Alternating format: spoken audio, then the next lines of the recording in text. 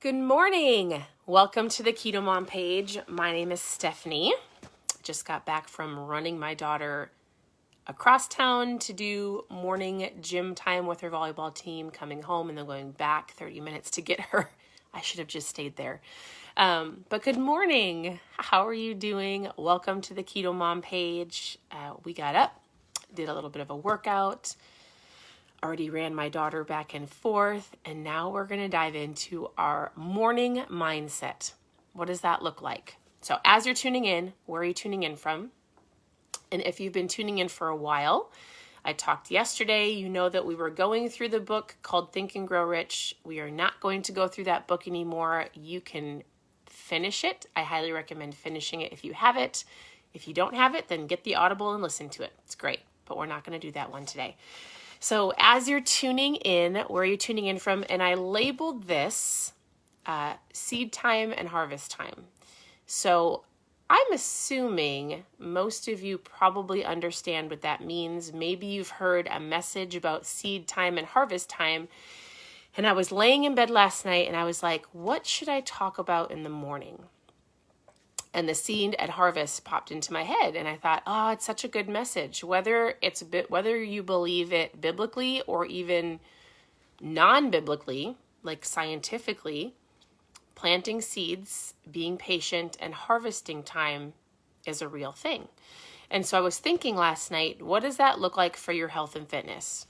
There is seed time, right? A lot of you are in seed time. You're planting the seeds, you're doing the work.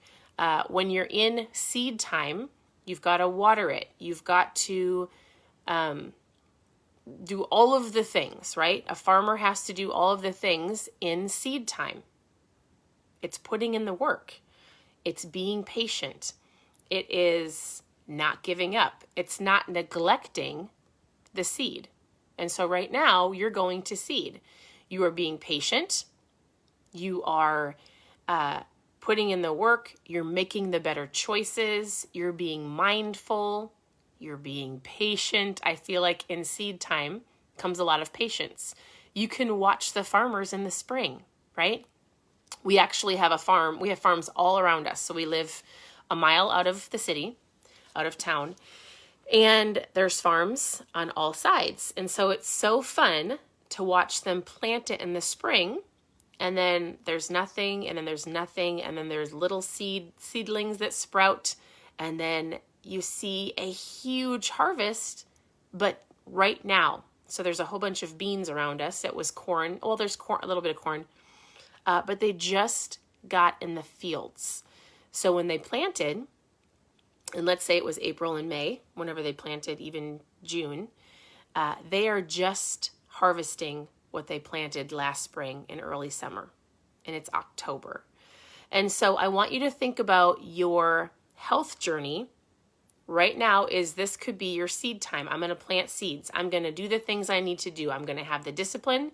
I'm going to have the focus. I'm going to know that in the spring, I will see a harvest, right?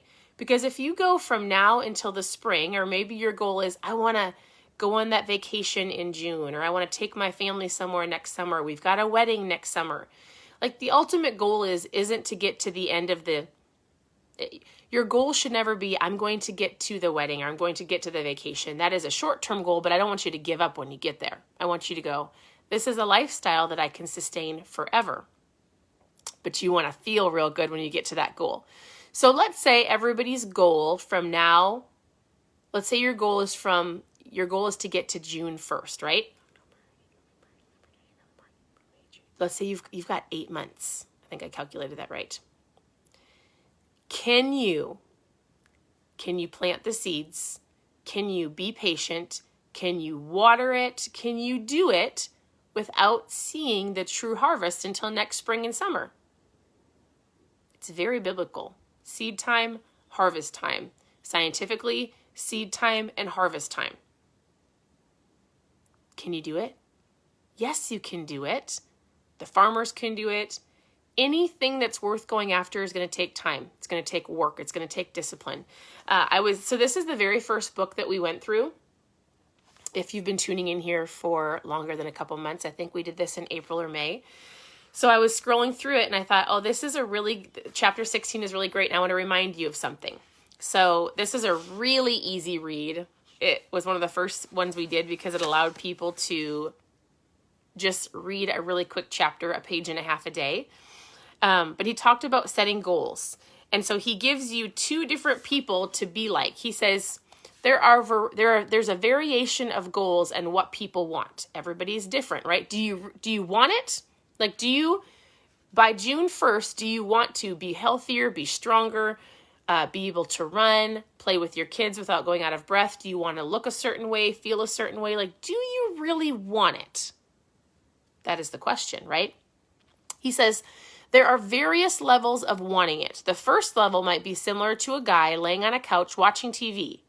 There might be a show that he wants to watch, but the remote is nowhere in sight. So therefore, he sits there and watches what's on TV. Did he really want it? If he really wanted it, he would have got up and found the remote, but he didn't. He sat there and was just okay with okay. I don't want to do it. It's not a big deal, right? There's a much higher level want. He says there's a hardcore coffee drinker who they have to have their coffee in the morning. So he says, a recent trip, I went to Las Vegas. I needed some coffee. I went downstairs and I saw the holy roller caffeine line of people waiting in the Starbucks line that wrapped around the building. The person at the end of the line, let's say there were 30 people behind, wanted it. He wasn't going to budge. He was going to sit there until he got his coffee, right? There's different levels of wanting it. There's different levels of discipline and going after your goals, right? So if you just think right now, today, day one, today's seed time, I'm going to put the seeds in the ground. I'm going to go to the gym. I'm going to make the good choices. I'm going to drink more water. I'm going to get up 30 minutes to get my mindset right. What are you going to do? What does your seed time look like? And do you really want it? Are you willing to put in the work? Are you willing to stand in the line? Are you willing to water it and to do all of the things and give it sunshine and give it some love and attention? Are you willing to do it until June 1st? Are you going to be the couch sitter or the hardcore coffee drinker? Where are you at, right? And so he says your goals have to carry you at least as much as the coffee drinker does. He says there's an ultimate level of desire that guarantees success, which he goes, just like a parent is committed to a child. You've heard of the stories of a mother who's lifted a car to save a baby, or a parent who runs into a burning house to save the ones they love. You might fight a grizzly bear if it meant to protect your child. And so he tells these crazy stories, but he goes, are your goals strong enough to carry you through? Are your goals strong enough? Are you the coffee drinker or the couch sitter? He goes, if your motivation level is comparable to the guy who won't change the station because he doesn't want to get off the couch, don't expect to see change. If you're not willing to do the work, if you're not willing to water it, to be patient, to be disciplined, don't expect results. If you're the couch sitter, there are no results. He goes, but at least you don't have to wait in any timeline or jump through hoops or perform any unrealistic actions or fight grizzly bears. He goes, when you want it, you will get off that couch and go get it. When you don't want it, you should just know that there's no expectations to your goals. And so I just thought I would read that to you this morning. I was thinking of seed time and harvest time and how long truly seeds take to sprout, right? You didn't get here overnight. You're not going to get there overnight. You might need to hear that again, and sometimes it hurts.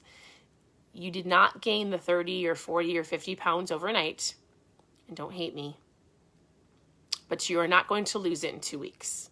You're not. You can make really great efforts and really great strides, and you can put in the work, and you can start feeling better in 2 weeks, right? You can start noticing different changes in 2 weeks, not drastic, but some. You might notice it in your mindset, in the way that you hold yourself, in your confidence, maybe even just little things like, I feel better, I feel stronger. So you can notice different positive changes in a couple weeks, and then in a month, and then in 2 months. But if you really want to see true change in your body, because most people here want fat loss. You're going to have to plant the seeds, water it, be patient, give it sunlight, do the work, and then let's see what happens by June 1st. Are you committed? So all I would say, and I would end this with, think about today. Are you the couch sitter or are you the coffee drinker? And as you make choices throughout your day, put yourself in those two categories. Am I going to do it no matter what? Not going to get the coffee, or I'm not going to grab the donut. I'm not going to go into the employee lounge on buffet pizza day because I packed my lunch because I was planned and prepared. I'm not going to go through the drive-through because maybe I failed to plan my meals. I'm going to go home and make something super simple, eggs, even though maybe I've eaten them for the last 4 days, but that was my choice because I didn't plan my meals. I'm going to go to the gym no matter what. Are you the coffee drinker or the couch sitter? And if you just put yourself in those categories throughout your day when you're making choices, you probably can give yourself a visual of even what somebody might look like in those situations. Just meaning motivational wise, right? Not being judgy. So I hope that was helpful. I hope you have an incredible morning. I have not chosen a new book to go through. There's two that I was looking at. My husband got this book a while ago. I actually haven't read it yet, The Power of Moments. And so I thought this might be a great one. I actually have not read it, but I think my daughter read this one. So The Power of Moments could be one. Has anybody read this book? Otherwise, this is an incredible book, Chasing Daylight. Do you guys know who Erwin McManus is? He wrote my all-time favorite, one of my favorite books. It's called The Last Arrow. Maybe we should do that. Did I read that one with you? I don't know if we did. For some reason, I thought we did. This one, we've got The Last Arrow. So, has anybody read this one? Has anybody read this one?